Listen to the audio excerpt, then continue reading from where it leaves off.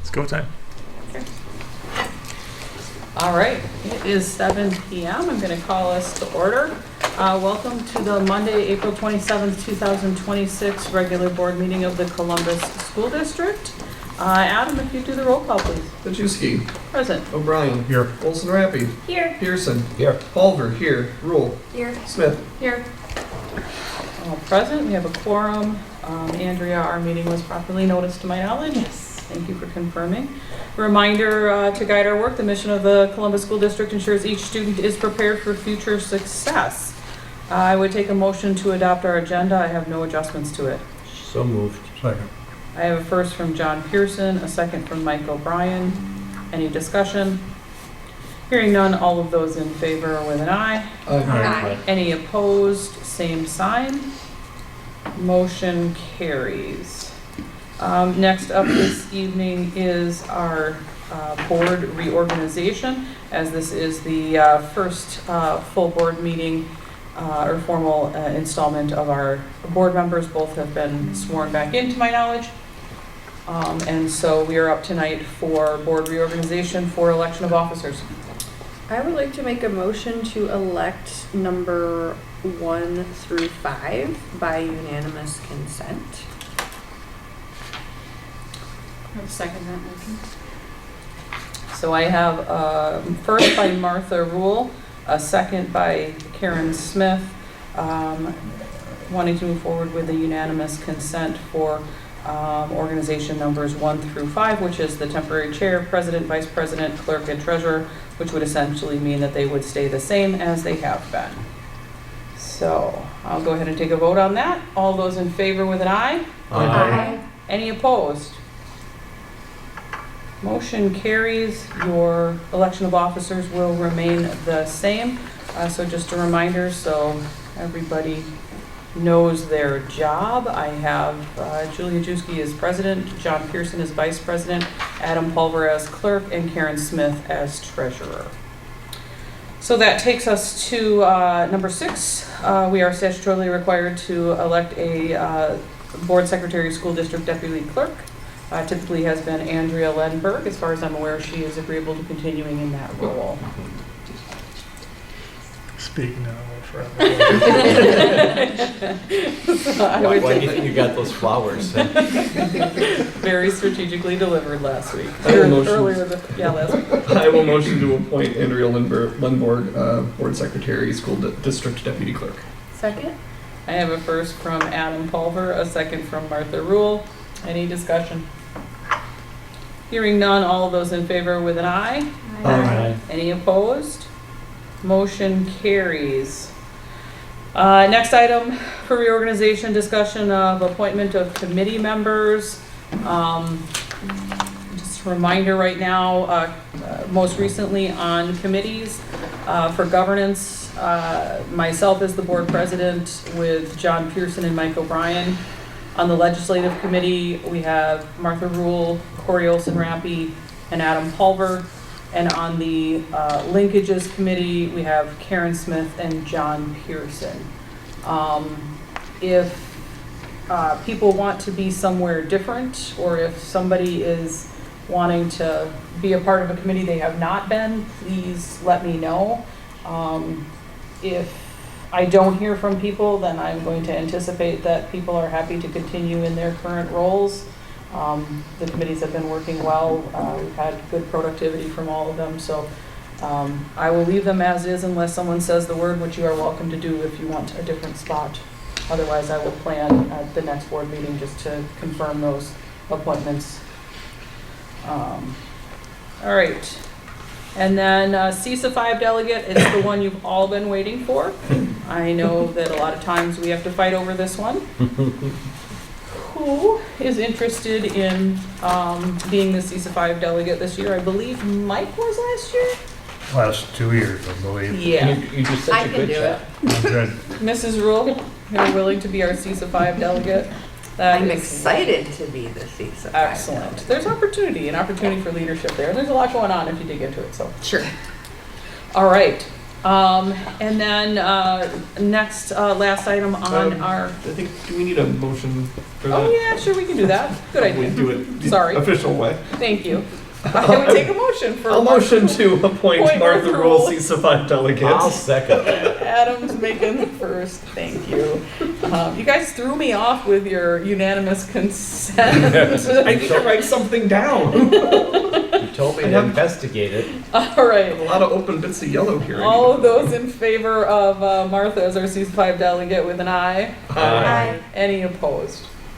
Motion carries. And then last item on our board reorganization, board meeting calendar for 2025-26. That was attached for you. It appears identical to our typical calendar, which is our one meeting in May and one meeting in December because of where those fourth Mondays fall with holidays and such. So this will be adopted as our board calendar unless there is concerns. So or like questions. next month is a regular board meeting on the 10th. That is, next month would be what month? June? May. No, May. Correct. Yep, Yes, May 10th, only one on May 10th. that's what I thought. Yep. So, any concerns or questions about that? All right. Wouldn't it be the 11th? 11th, or whatever. I was looking at next This year's. is next year's Yeah, this is calendar. 2027. It's Is the Memorial 11th. Day the fourth Monday or the last Monday in May? The 4th. I It is the believe. fourth Monday? Okay. Say that again? I believe we looked, Andrea, right, and it does not overlap. The schedule would not land on Memorial Day. Next year. Correct. Next year, yeah. No, yeah, you're right. It would be the 24th and Memorial Day is probably the 31st. Yeah. But, It's so fine. we could always reserve it if necessary, but typically we've been able to manage May's work That's fine. with one. You're dying to meet twice? No.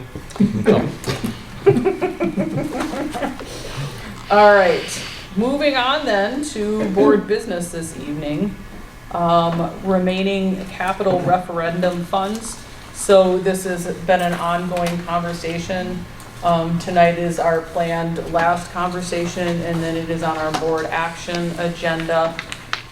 So at our last meeting, general consensus from the group was to direct Jake to move forward with expending that remaining $1 million of referendum funds on improvement and maintenance projects that fall within the scope of the original question.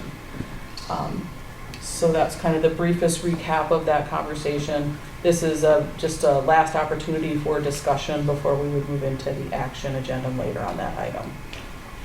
Questions, discussions, comments? Nothing really further to add, but definitely glad we had the past I guess 3 meetings, honestly, to really hash it out. So I feel good about it moving forward. I agree with you, Martha. Okay. I think, I just want to maybe reemphasize something too. I think our last two, Annette, the previous superintendent, and Jake, they have worked very hard to try to find appropriate property for down the road for someday, some type of school building. And it just didn't work out at the present time. But a lot of work put together by definitely those two people with, I'm sure, a lot of help.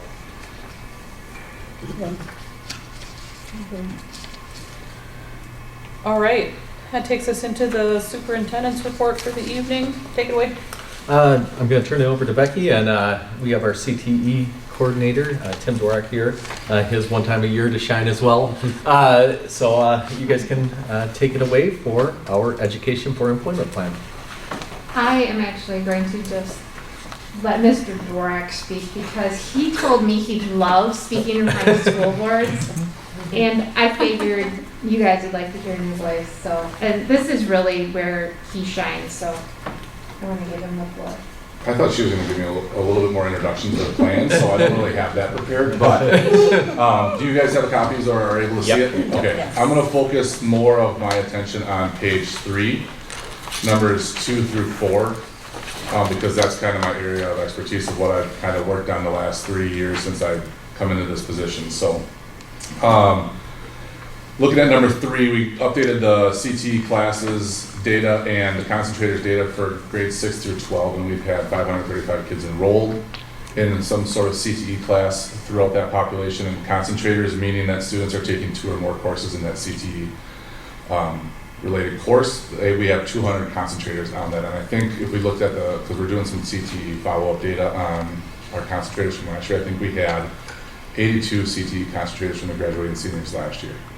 So we have some follow-up data to do on that. So we have some pretty good numbers in the CTE department right now. That's business, ag, and tech ed.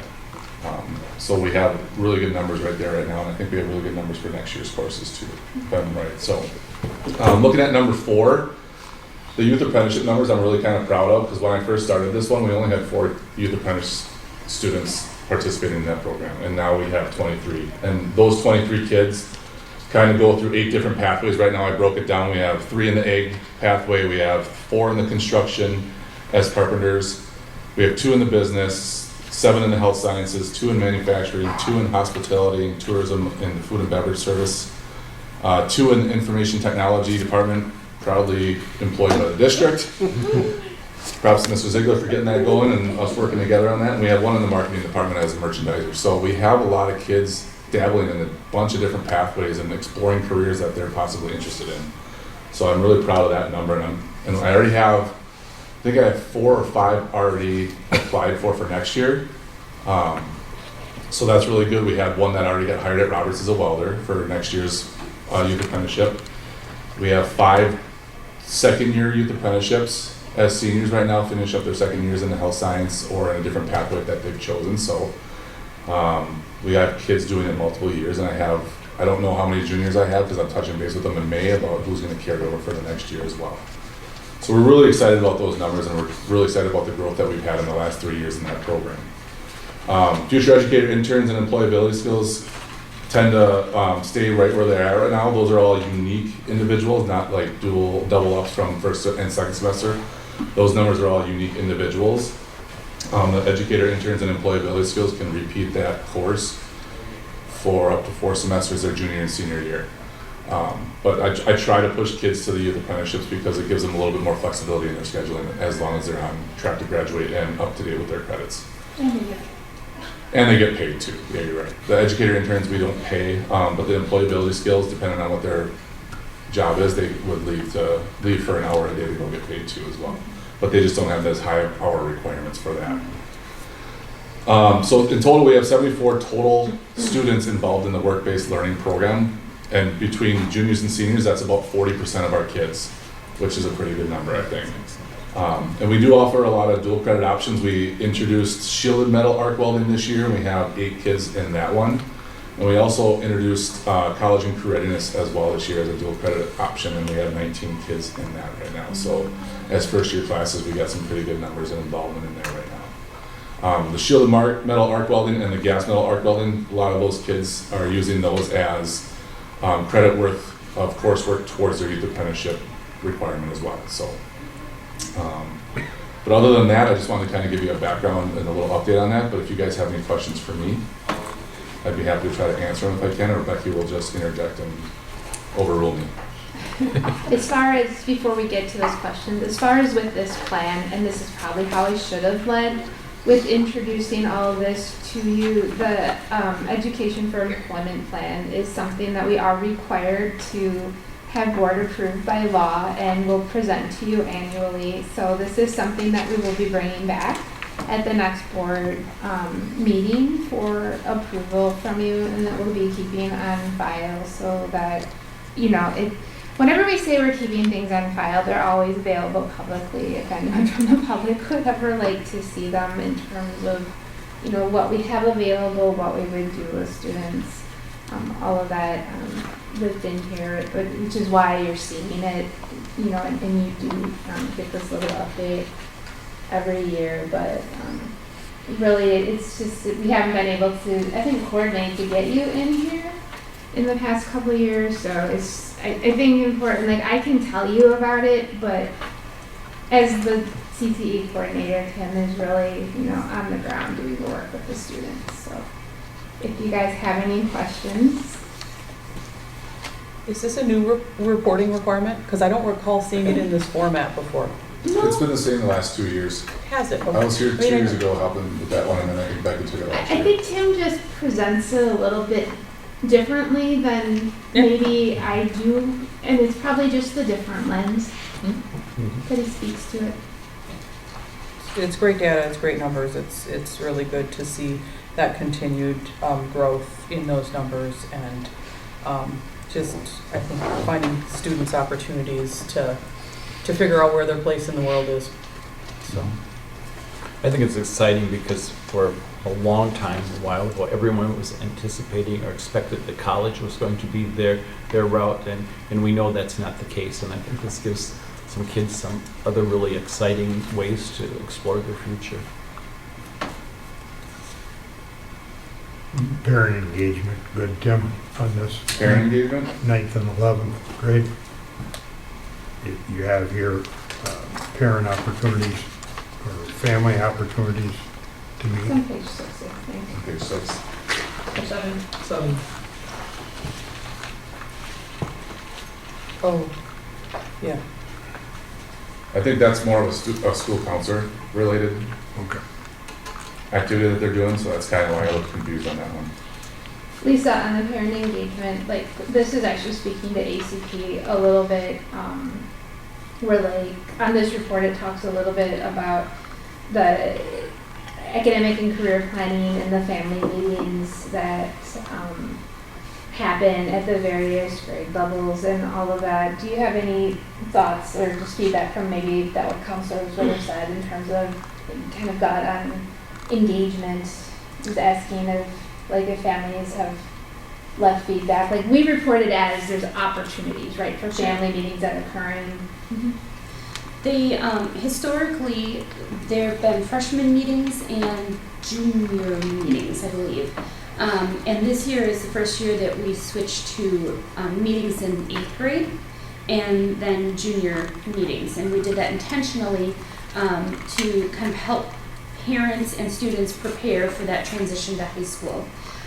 We haven't had those meetings yet, or they're working on being in the process of being scheduled. But historically, we've had pretty decent representation from parents, being able to either do it during conferences or do it virtually with their child in the room.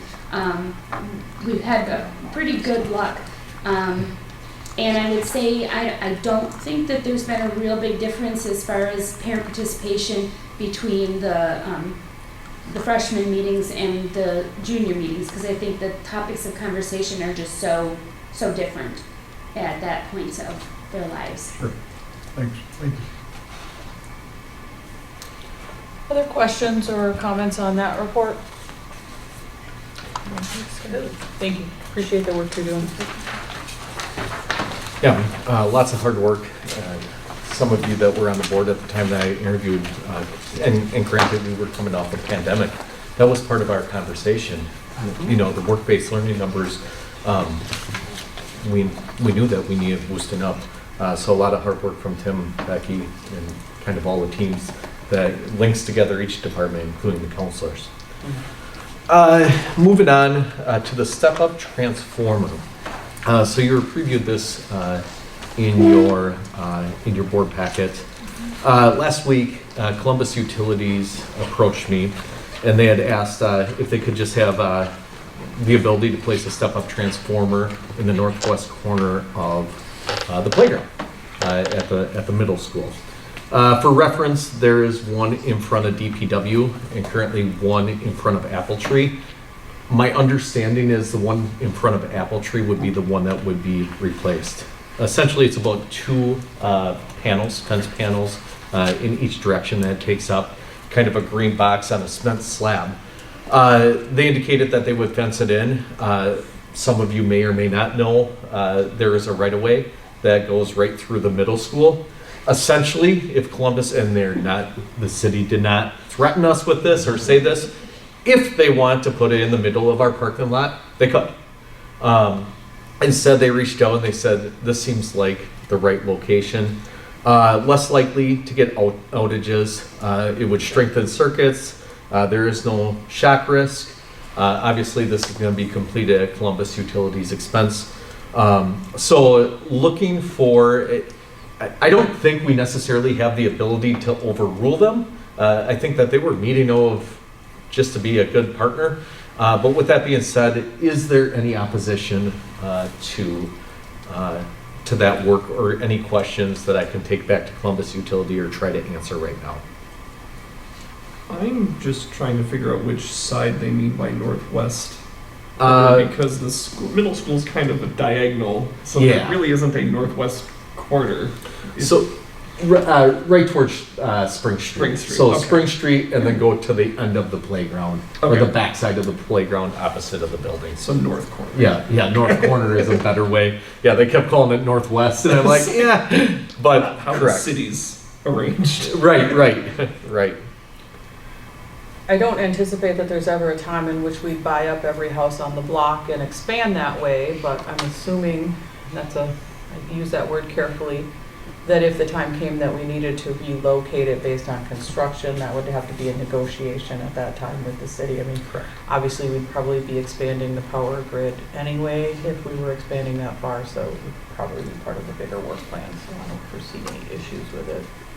And we've had some interruptions, If so they- if it helps with that. Yeah, what's interesting, I guess what I learned out of this process, and I hope I say it correctly, I feel like I'm going to say it correctly. We're unique in our city that we actually have two different systems, and our two different systems actually tie together, which, once again, for a city is unusual. And then this would allow different substations to tie together. So ultimately, that's where they said theoretically it should strengthen the circuit and result in less outages at our schools. Thank you for working with the city on that. Yeah, it's kind of a, hey, can we meet on Monday type meeting? You never know what's coming. Just a heads up, National Volunteer Week coming up happened April 19th through the 25th. National Volunteer Week is what it sounds like, a chance to celebrate volunteers. If my understanding is correct, I believe that DPI in Wisconsin jumped on with schools with a lot based around the libraries, and then kind of expanded outside of it. We know that we have many volunteers. Andrea processes many checks every single week. They're an integral part of what we do and our students' experience, so we appreciate them. You mean background checks, not paychecks? Not background checks. Yep. They wouldn't be able to qualify for volunteer. You said it, I was like, with the volunteers, why are we Yeah. paying? And I'm like, Background checks, correct. And then on the other side of it, on the staff side of it, we have staff appreciation coming up the 4th through the 8th. I know some entities call it Teacher Appreciation Week. I think as far back as I can see in the records, well before my time, it's always been Staff Appreciation Week, which is awesome. So we'll be celebrating. I know the PTOs do a magnificent job, especially with the food. Andrea coordinates some things for our staff. There's always raffles that Tanya Black works really hard to obtain. And then we usually cap it off with a celebration of our retirees on the last day, and then tie in the Columbus Endowment grants as well. So a very busy week, but our wonderful staff that we're very proud of, that really makes everything go, makes it a great place for our students and staff. So we appreciate them. And then last but not least, high school graduation scheduled for May 31st at 1 p.m. I believe I put in the compact for board members, or maybe I didn't put in the compact for this one. I put in for DCS open house. Maybe end of next week, if you could get to Andrea, because then we'll start to reserve seats and work with the high school staff on how many chairs, and we'll typically post no matter what, but it's more about the seating part of it. Do you want to say like at noon evening? Yeah, usually 12:15. We've had board members arrive, and I believe it's been received well to have greeting in the hallway from board members and administration. Okay. Great. And I didn't see a time on the charter school thing. It's 6 o'clock. Was there a time on it? I don't know. I looked through I the just know it's 6 invitation o'clock. and It it's is 6 o'clock. 6. So I think, to your point, Janice, we want to make sure that it was properly listed on there for posting. Can't access it right now. I just don't Board docs. remember, Beth, if I Okay. looked through it and I went back and looked. DCS on the agenda. I think he's just talking about the posting for it. It I was looking of, That was We like will an post for it, he invitation. said. on the invitation. Compact. Oh, gotcha. Maybe I just missed it too. I can look. I believe I was gonna take a roll call, but let's figure this, let's make it easy, we'll post. We'll post for it, and then, For DCS. yeah, for DCS open house as well. We'll post for both, and then we don't have to worry about if Sure. people wander in. Okay. But 6 PM, correct, Beth? Okay. Thank you. That takes us into public conversation, recognition, and correspondence this evening. Do we have anyone signed up for public comment? We do. None? Okay. We have several donations to recognize this evening. From Marilyn Martin, we have the donation of a drafting table to the Columbus High School Art Department in the amount of $150. We want to recognize a donation from Tim and Laura Meinholz to the band program in the amount of $433.16. A second donation from Tim and Laura Meinholz, a hardware bag to be used for cymbal stands when transporting band equipment, valued in the amount of $110. A donation from the Wisconsin Federation of Music Clubs to enhance the Columbus High School band program in the amount of $500. And a donation in honor of the wedding of Ted and Suzette Stewart, a donation to Angel Funds for free and reduced negative balances in the amount of $50. Which totals up to $1,243.16, taking your years to date, $128,717.49. Excellent. Thank you, John. Mm-hmm. All right. Only item for board action this evening is consider approval for spending the remaining capital referendum funds as previously mentioned. So that would authorize our superintendent and administrative team to utilize that $1 million for capital improvements and maintenance that falls within the scope of the original question. So moved. Second. I have a first from John Pearson, a second from Martha Rule. Any discussion?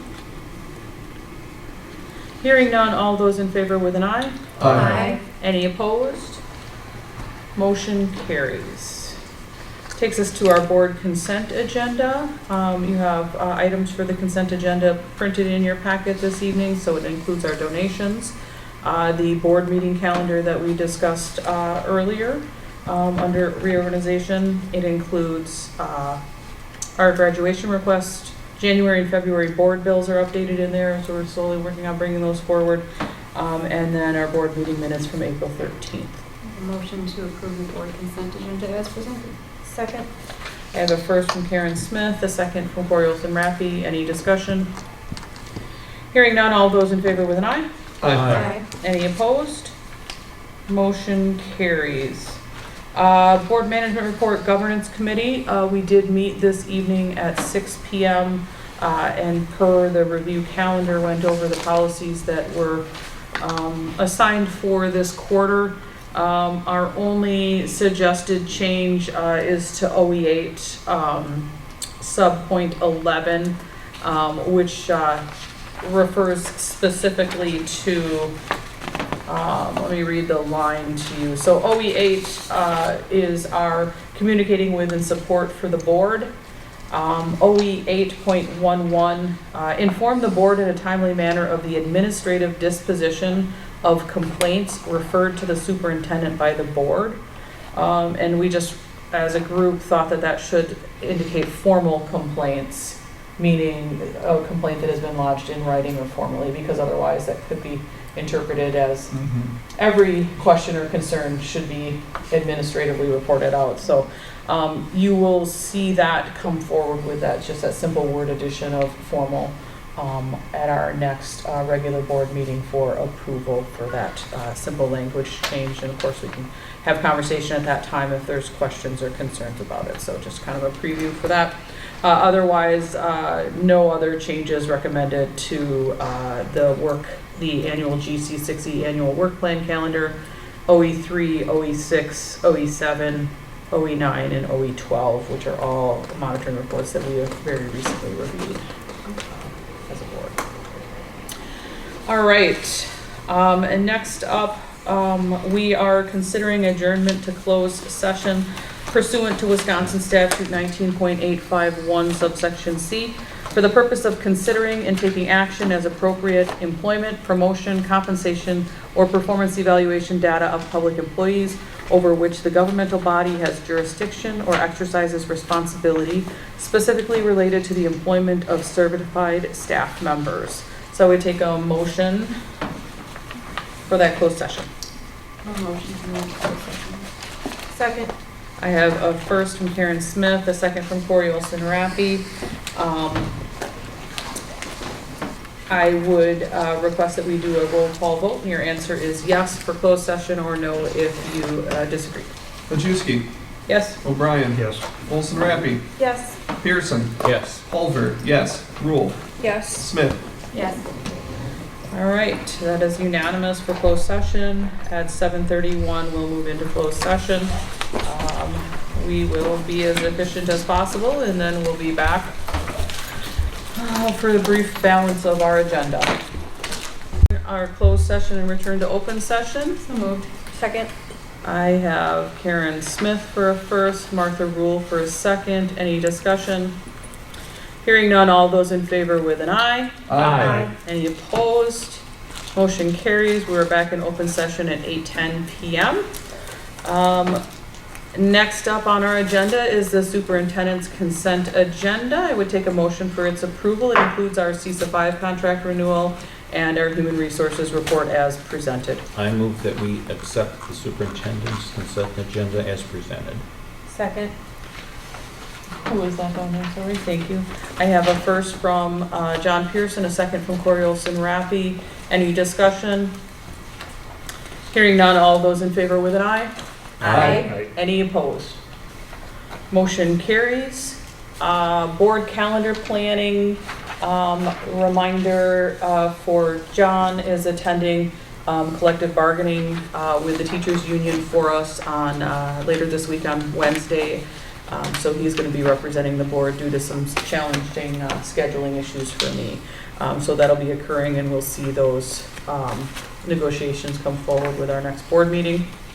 I'd offer an opportunity to debrief if anyone has anything they want to debrief. Yeah, what do you got over there, Mike? Couple other dates I think are important as we end the school year. This Saturday is prom. I believe the advertisements say casino night. Secondly, May 13th, it's a Wednesday night, senior awards and scholarships. Columbus does a great job with scholarships and awards too, but the scholarship thing is, like John says about the money we received here, incredible. We've talked about graduation, also June 3rd, 8th grade promotion night, and Corey said it starts at 5 o'clock. Okay. And I think we've all been seeing it, but I think we can be incredibly proud of our middle school. Yeah. As an old middle school person, I jumped up and down when I saw that, and that was, I think we should also be proud of our musical performers who have been nominated for awards also. And the archery teams are all competing at nationals next week.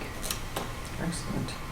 We have a lot going on. We've got a lot going on, a lot to celebrate. Yeah. All right. That is the balance of our agenda. I would take a motion for adjournment. So moved. Second. I have a first from Corey Olson Rappi, a second from Martha Rule. Any discussion? Hearing none, all those in favor with an aye. Aye. Any opposed? Motion carries. We are adjourned at 8:13 p.m. someday